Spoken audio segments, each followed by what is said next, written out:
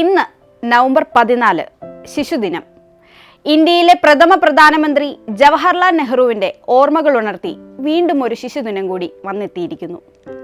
1889 November 14 ജനിച്ച നെഹ്റുവിന്റെ ജന്മദിനമാണ് ഇന്ത്യയിൽ ശിശുദിനമായി ആചരിച്ചു വരുന്നത്.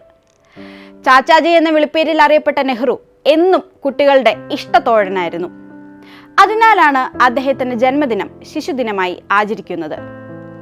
കുട്ടികൾ രാജ്യത്തിന്റെ വളർച്ചയ്ക്ക് വഹിക്കുന്ന പങ്ക് വലുതാണ് എന്ന് വിശ്വസിച്ചിരുന്ന വ്യക്തിയായിരുന്നു അദ്ദേഹം. കുട്ടികളോടുള്ള അദ്ദേഹത്തിന്റെ താല്പര്യമാണ് ചാച്ചാജി എന്ന പേര് നേടിക്കൊടുത്തത്. ആദ്യം നവംബർ 20 ശിശുദിനം ആഘോഷിച്ചിരുന്നത്. ഐക്യരാഷ്ട്രസഭയുടേതായിരുന്നു തീരുമാനം. നെഹ്റുവിന്റെ മരണശേഷം അദ്ദേഹത്തിന്റെ ജന്മദിനമായ നവംബർ 14 ശിശുദിനം ആഘോഷിക്കാൻ തീരുമാനിക്കുകയായിരുന്നു. നെഹ്റുവിന്റെ മരണശേഷം 1964 പാർലമെന്റിൽ നവംബർ 14 ശിശുദിനമായി ആഘോഷിക്കാനുള്ള പ്രമേയം പാസാക്കി. നെഹ്റുവിനോടുള്ള സ്മരണാർത്ഥം എന്നതിലുപരി കുട്ടികളുടെ അവകാശങ്ങൾ, അവരുടെ സംരക്ഷണം എന്നിവയെക്കുറിച്ച് അവബോധം നൽകുക എന്നുകൂടിയാണ് ശിശുദിനം ആഘോഷിക്കുന്നതിന്റെ ലക്ഷ്യം. ഇന്നത്തെ കുട്ടികളാണ് നാളത്തെ ഇന്ത്യയെ വാർത്തെടുക്കുന്നത്.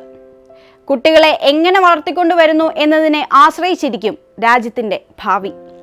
നെഹ്റുവിന്റെ ഈ വാക്കുകൾ ഓരോ ശിശുദിനത്തിലും ഊട്ടിയുറപ്പിക്കുക എന്നതും നമ്മുടെ ലക്ഷ്യമായിരിക്കണം.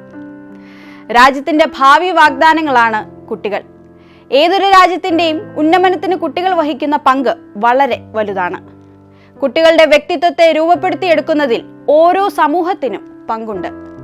അതുകൊണ്ട് അവരുടെ കഴിവുകൾ പ്രോത്സാഹിപ്പിക്കാനും പോസിറ്റീവായ പിന്തുണ നൽകാനും എല്ലാവർക്കും സാധിക്കണമെന്ന സന്ദേശം കൂടി ഈ ദിനം നൽകുന്നുണ്ട്.